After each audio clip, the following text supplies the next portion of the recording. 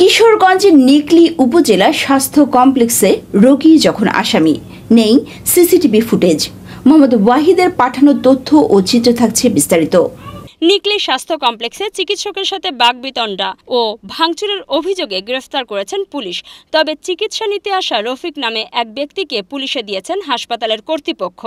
রবিবার 7 সেপ্টেম্বর দুপুর 12টার দিকে এই ঘটনায় হাসপাতাল থেকে পুলিশ উপপরিদর্শক রোমানের নেতৃত্বে পুলিশের একটি টিম এসে টিইউসি রুম থেকে নিকলী থানার হেফাজতে নিয়ে আসা হয়। রফিক নিকলী সদর ইউনিয়নের বানিয়াহাটির এলাকার সুজানির পুত্র। তবে জানা যায় স্বাস্থ্য কমপ্লেক্সে চিকিৎসার জন্য রফিক পরিবার পরিকল্পনার কর্মকর্তার রুমে আসেন। রফিক পরামর্শ নিতে গিয়ে জড়িয়ে পড়েন বাকবিতণ্ডায়।